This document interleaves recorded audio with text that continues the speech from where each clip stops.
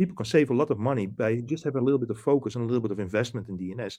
Take care of it like an security asset, and you get more out of it as well. You will save money, and I think saving money is more important than security still.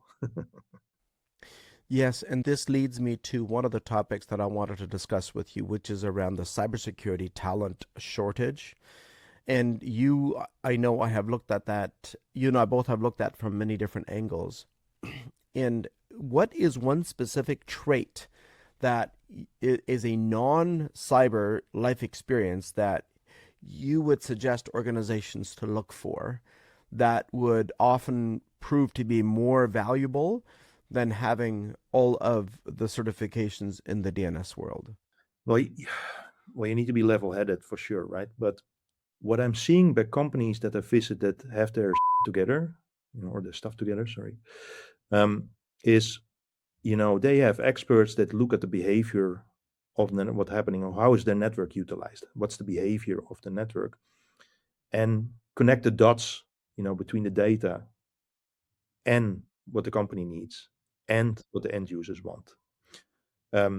Because technical debt exists for a reason, for example. Shadow IT exists for a reason because people are not happy with the facilities of the network, for example, because it's too slow. I use at home something better. I bring my iPad to the work, whatever. So you need to connect those dots and say, okay, how can we still have a high grade of usability? How can we influence behavior? Because it could be simple as giving a training. I don't want to go down that route because we have training for everything nowadays. But it is important. So education, I would say, knowledge build up is number one in my book. If you don't know how your network operates or you cannot measure it, spend time on this to get it, because otherwise there's no point. Yeah, there has to be an element of curiosity. You need to like it. You need to like it. Yeah. Yes, there has to be an unsatiating kind of hunger for the next, right? For doing things better, for just a nonstop pursuit. It isn't a target that you reach. It is an attitudinal positioning of always continuing to explore the next level.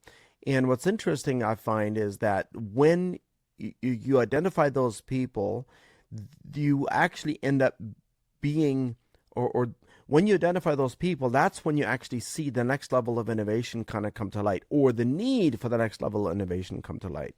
So I'm always excited to see people that have demonstrated over a period of time that nonstop hunger for better understanding that can then immediately be applied for a client benefit somewhere. Yeah, and connect those dots. What does it mean for the business, right? Because I see a lot of things introduced on the network where you can have this. It's a very famous word in English. It's why. So it's like, why did you do that?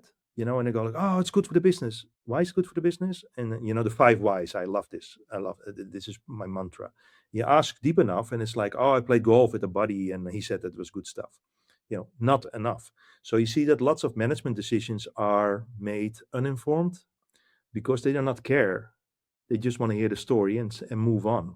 And I think this is lack of curiosity, as you name it, but it's also lack of interest. If it's your hobby, DNS is my hobby, so I love going into big enterprises to see how they operate